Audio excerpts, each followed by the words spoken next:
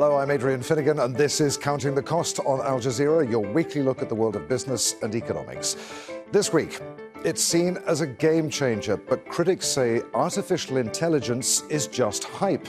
So will AI drive explosive growth, or will it disrupt economies and cost workers their jobs? AI technology is costly, but tech companies are pouring billions of dollars into it. Will the investment pay off? And just how important will AI be to a business's bottom line? And the UN says the need for global regulation of AI is irrefutable. It warns that if the industry is left ungoverned, its benefits could be limited to a handful of states and companies.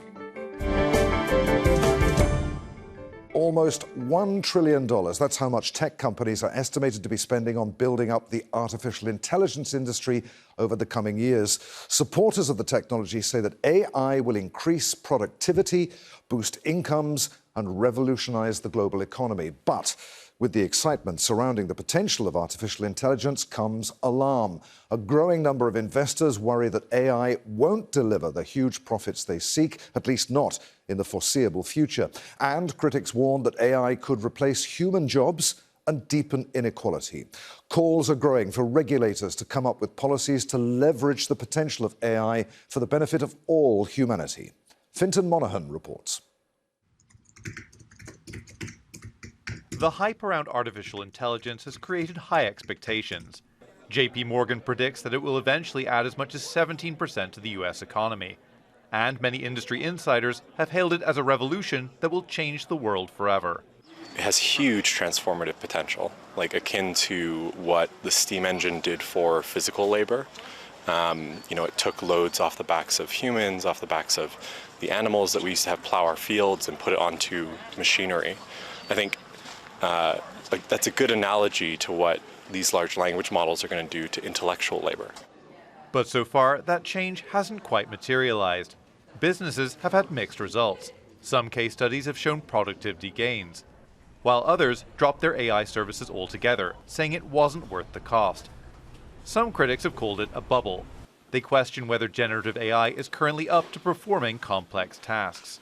They're good at doing certain things very well, like translation, sorting. They're very good at pattern recognition of human faces. Humans are still infinitely better at that. I think it's incredibly overhyped. But talk from skeptics hasn't stopped huge amounts of money from flowing into AI. Venture capitalists have invested more than $60 billion this year. On top of that, big tech firms like Amazon, Microsoft, Alphabet, and Meta are each estimated to have spent between 30 and 60 billion.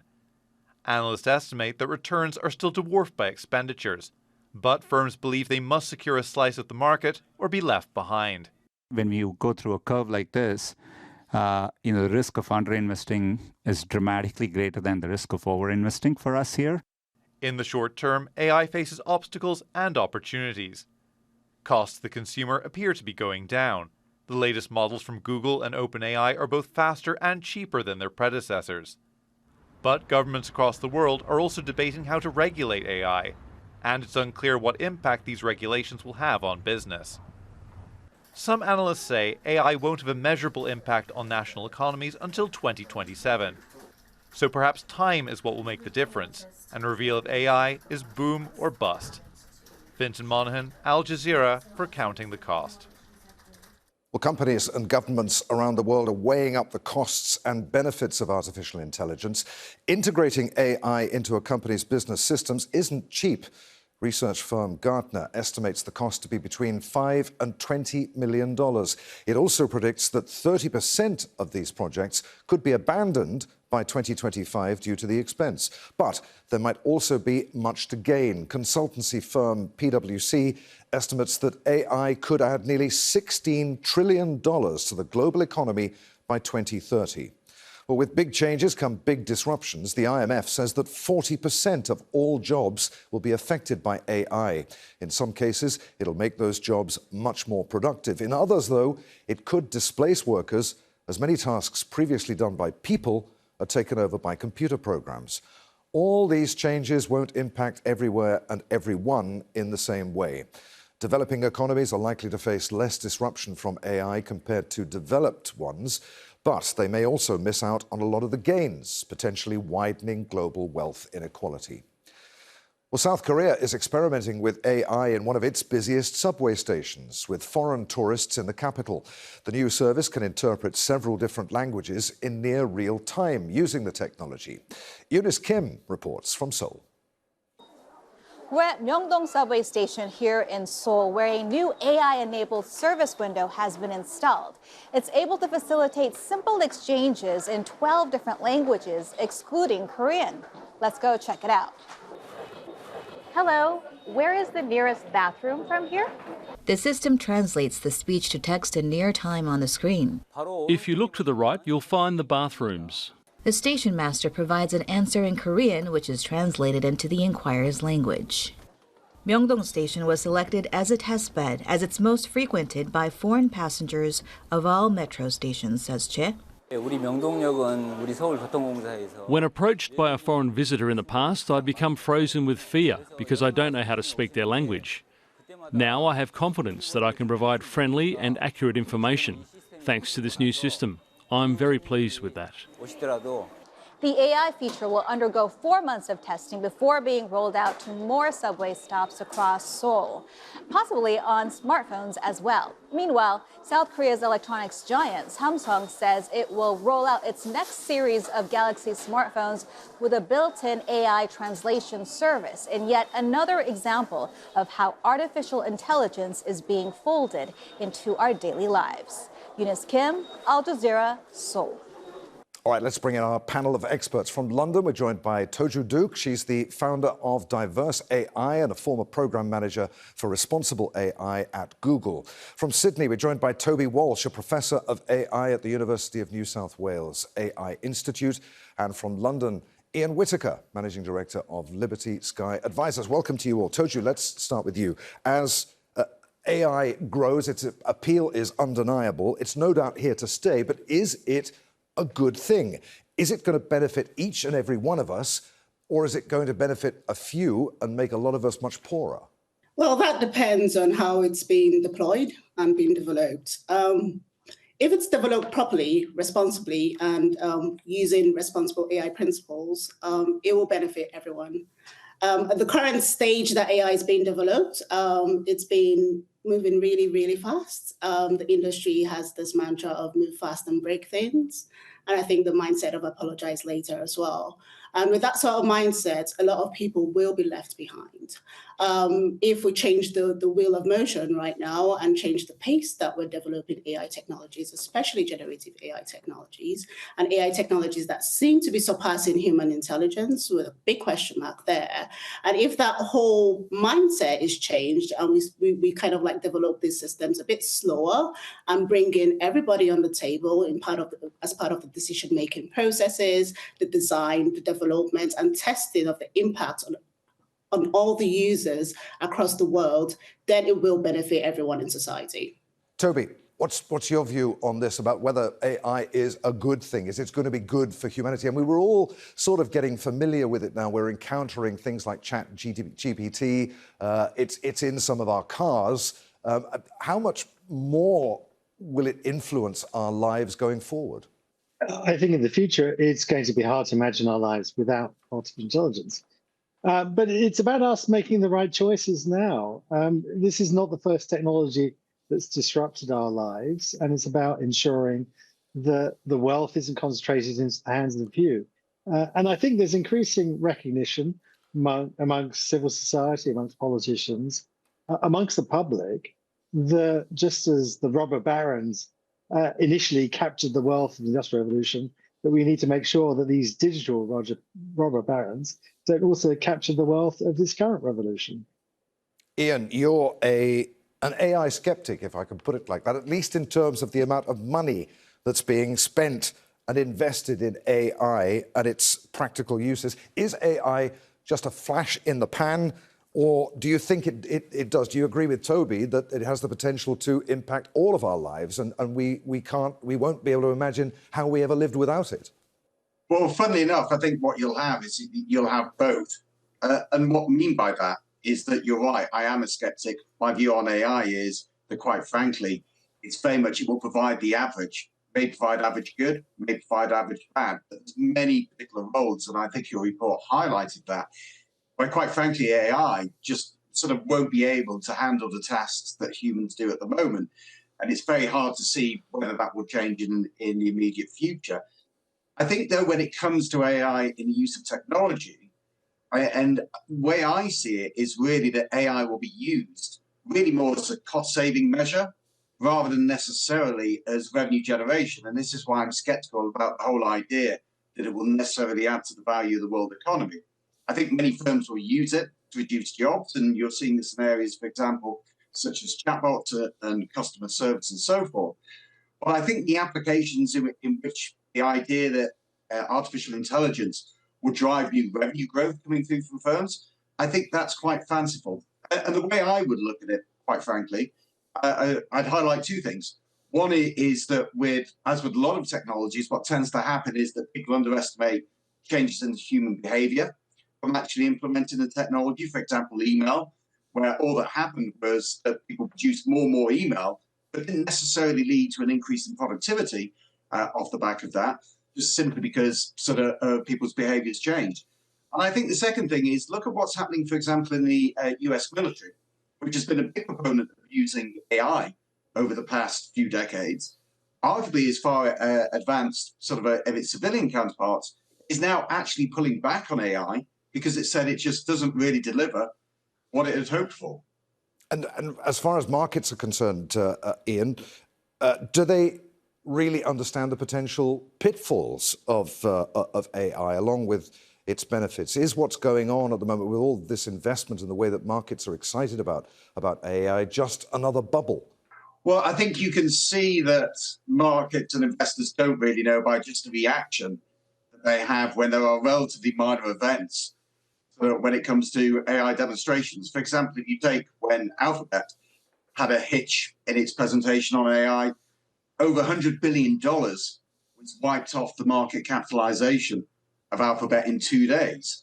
And yeah, that is an extreme reaction. But what I think it shows is that, quite frankly, investors and analysts at the moment don't really have any idea whatsoever of what could be the potential of AI. At the moment, it's very much driven by an element of huge sort of hype, I would argue, but also as well that when it comes to the fundamental technology, there's not really a big amount of understanding within the financial markets. Toby, what do you make of what Ian was saying there? Should the development of AI be unfettered? I mean, currently there is very little oversight over how companies are integrating AI into their interactions with us, the public. As an advocate of AI, do you believe that it needs firm regulatory oversight in its development and uses, particularly now in these early days? Well, AI has been here for a very long time, over 20 decades ago. And we've been seeing lots of AI winters and summers over the years, right? So this bubble that we're talking about is not the first time we're having this sort of bubble where, AI promises so much and investors get really excited, pump so much money into it. And then the same investors and organizations kind of like lose faith in AI because the capabilities and the promises were not delivered, and they take the money out of it. So right now we're back in an AI spring or an AI summer, some people will say. Regulation has been here for a while, for the past couple of years. We have the EU AI Act, we had Joe Biden's executive order on AI, and a lot of countries across the world, especially in the Western side of things, have been developing AI regulation. So back to your question to Ian, how much do investors really understand the pitfalls of AI? I think it's really small. I think there's a very general lack of understanding of how AI can improve people's lives. And there's a lot of excitement around the business promises of AI. So it's almost like a chicken and an egg problem, right? If we're not bringing people along and bringing communities along and thinking about thinking beyond the business impacts of AI to the benefits of AI. And that's why we're having issues where people are scared about job displacements from AI and scared about AI just, taking over their lives, and they have no form of control or input into it. And if we don't change the wheel again, like I said before, there's going to be a lot of harm to society. And we're already seeing that now. And there's only so much regulation can do because there's lots of politics involved in this. AI is really boosting the economy. A lot of governments are really interested in the capabilities of AI, but at the same time, there's lots of harms that's happening to people and people from marginalized societies and young people as well, vulnerable people that people are not really getting to hear about. And some of it makes it into the media. For example, there was a teenager from Florida a couple of weeks ago who took his own life because he was having a very close interaction with an AI chatbot and an AI character. And that's not the first story we've heard about this. And regulation still exists right now, but it's not able to stop these horrible things from happening to people. Toby, do we need to regulate AI? I mean, what are the dangers? Toby highlighted some of them there. And what are the challenges for lawmakers as they deal with a technology that holds such great potential, but also poses such great threats? And also, how do you regulate an industry which is growing so rapidly and changing so rapidly? Well, 100%, we do need to regulate AI. The largest companies, market capitalization on the world today are tech companies. It used to be that they were banks and oil companies. Now they're tech companies. And large businesses always had to be regulated. So, yes, we do really have to regulate them. And it's interesting to see, we are already starting to see the beginnings of that. The EU AI Act is a good example of what we're going to start to see, which is that politicians and the public are waking up to the idea that this is very large business, and for the benefit of the public, it needs to be regulated. There's immense financial pressure. It's $1 billion a day that's being invested in AI. OpenAI, the company behind ChatGPT, fastest growing company ever in the history of capitalism. They went from no income to 1 year later, $1 billion annualized revenue every year. We have never seen such spectacular returns. But equally, there are significant risks. The risks are very obvious. The risks to our democracy are that these companies cross national boundaries. They have the wealth of small nations. They could, disrupt our very electoral process. So yes, we definitely do have to regulate, and it's easy to do so because they only get to act in our economies according to the privileges that we give them. But Toby, will regulation stifle innovation? Well, that's what we thought would, if we were careful, we wouldn't happen. If we didn't, for the last 20 years, we thought if we regulated, it would stifle innovation. That was probably true 20 years ago. It's not true today. Indeed, if we don't regulate, we will stifle innovation in the future. That the public will turn against them, that we will have so many bad outcomes that it will stifle innovation. So indeed, I think many people, I know many of the people who work in Google, work in Microsoft, work in OpenAI, they would welcome some regulation. At the moment, it's a race to the bottom. They would actually say, we don't do these things because we choose to do them. We do them because our competitors are going to do them. Someone needs to set a floor in these behaviors, and they would welcome some more regulation. Ian, where do you stand on regulatory oversight? Have governments been too slow in at least taking a view? I don't think that's necessarily the case. I mean, you do have a lot of change that's coming through, and things do seem to sort of change almost on a weekly or monthly basis. I think a lot of the issue will be, quite frankly, governments and regulators not having a proper handle on what the implications are of this technology and not really understanding it. And this is something that you've seen when it comes to the tech sector as a whole over the past 15, 20 years with the likes of the rise of Google and Facebook and so forth. And so I think there is definitely a knowledge issue there that you've got when it comes to regulation. I suspect actually what will happen is that in some ways with this technology, and it goes back to what you were saying in the reports, the markets in a way will regulate themselves. And what do I mean by that? Well, I think it will become pretty clear sort of to markets over the next few years and more, I'd say, to businesses, what AI technologies work and which, quite frankly, are a waste of money. And I think there are some areas that I'd say AI has huge potential impact. For example, scientific publishing and the ability to go through masses of data in a very short amount of time in order to come up with new medicines and new sort of applications. And I think most people would see that as a positive to society.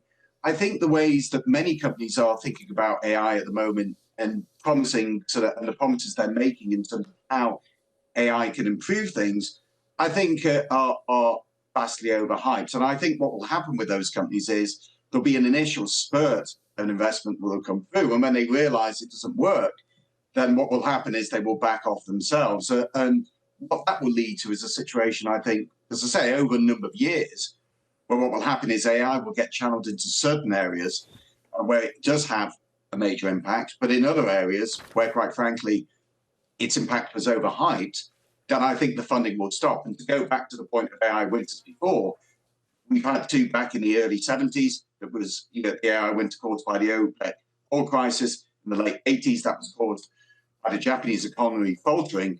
But when money is pulled from AI, because it demands so much money in order to push through all the changes, then what will happen is AI by itself sort of focus in certain areas will stop. Toby was talking about one company in particular, the company behind ChatGPT, almost dominating the field at the moment. What about in terms of national interests here? Who's going to win the race to dominate in AI? Is it going to be the US? Is it going to be Silicon Valley? Is it going to be China? Is it going to be someone else? I think the answer to that is quite obvious. I mean, Silicon Valley has been leading in this race. Most of the AI companies are all based in Silicon Valley. With the EU AI Act coming out, there was a bit of a problem with it, and it almost got deprecated because, the people in Europe were complaining that if we keep on coming up with these regulations, Europe doesn't stand a chance against the US because the US is not coming up with such hefty regulations to stifle innovation. The EU AI Act is still there. It was changed a little bit, and I think it's a bit more friendly. But I mean, part of the problem we have is just the concentration of AI companies coming from the US. China is also doing a lot of things. We don't really get to hear so much about what's happening in China, but we know there's a lot around computer vision and facial recognition. And, the people in China, from what we hear, do not really have a choice with the AI systems that are being shoved into their faces, literally. In Europe, we have very few companies that are working on AI, and part of it is really due to the investment, right? Especially when we're thinking about generative AI. And I think it's important to see the difference between the traditional AI as we've known it in the past, which is still working today, like predictive machine learning, using it to forecast, data analysis. AI has been here and people have been using AI. Businesses have been using AI in this format. Then generative AI came along from OpenAI, and then the AI arms race started, and all of the other tech companies had to, show some value to their investors, and there was competitive pressure. And generative AI is coming up with so much promises that they're unable to deliver, and that's where the problem really lies. Is there's so much expectations around generative AI. I believe generative AI at this stage should still be in the experimental form. It should still be in the research labs. It shouldn't be put into enterprises just yet. People can still run pilots with them and test them out, but do not put so much investment into them, considering the amount of investment they require to build one large language model, for instance, which could cost over $4 billion or $4 million dollars. Okay, I'll be back with you in just a moment, but here's something else to think about. All this emphasis on AI may have an impact on the environment. Electronic waste, or e-waste, is projected to increase 1,000-fold by 2030, largely due to the demands of AI. That could be as much as 5 million tons of material that's difficult to dispose of. E-waste is already at record levels, much of it toxic, and only around 12% of it is currently recycled. Toby, that's an issue that many people won't have thought about, really, with AI. They focus on the positives. I suppose this comes down again to regulation, doesn't it? The impact that AI is going to have on the environment. Should there be individual state-level laws that are put into place, or should there be a global agreement on what happens not only with the development of AI, but also its environmental impact? I'd be worried about a global agreement. It's very hard for countries to agree. But yeah, we should be 100% worried about about all these externalities, the environmental costs, the energy costs, the costs, there are also the costs of collecting the data. Yes, these are things that we should be worried about. These externalities, the market are not properly pricing. These are things that we really have to care about because they're going to have long-term impacts upon the net benefits that we get from AI or not. Ian, how worried are you about AI? I mean, we're talking a lot about the positive impact that AI is going to have on all of us. How concerned are you, particularly about this issue of regulation and whether governments are moving fast enough to get a handle on its disruptive potential as well as its positive ones?